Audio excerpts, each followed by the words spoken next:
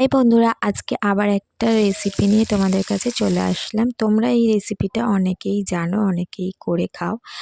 আমি আজকে করব ভাত ভাজা। তো ভাত ভাজার জন্য আমি ভাতটাকে প্রথমে ধুয়ে রেখে দিয়েছিলাম। আর এইদিকে নিয়েছি, সবজি দিয়ে করা যেত কিন্তু আমি সবজিটা দিইনি, সবজি সেরকম ছিল না তাই জন্য। আর আজকে আমি আলু, পেঁয়াজ, ধনেপাতাই দিয়েছি। আর মশলার মধ্যে হলুদ গুঁড়ো, লঙ্কার গুঁড়ো, জিরের গুঁড়ো, নুন এইগুলো দিয়েছিলাম।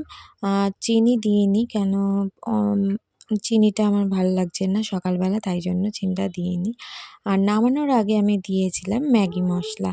তো ম্যাগি মশলা অনেকে হয়তো দাও না, কিন্তু আমি দিয়ে দেখলাম আজকে প্রথমবার, তো ভালোই লেগেছে খেতে।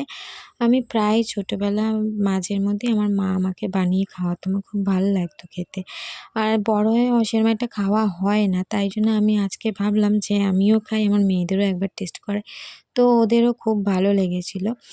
যারা এই ভাত ভাজাটা করে খেতে জানো না, বাসি ভাত থাকলে তোমরা একবার বানিয়ে খেয়ে দেখতে পারো, ভালোই লাগে খেতে। আর যারা জানো তারা তো আলাদাই ব্যাপার। তো যাই হোক, ভিডিওটা যদি তোমাদের ভালো লেগে থাকে লাইক করো আর কমেন্ট করে আমাকে অতি অবশ্যই জানিও। আজকের মতন টাটা।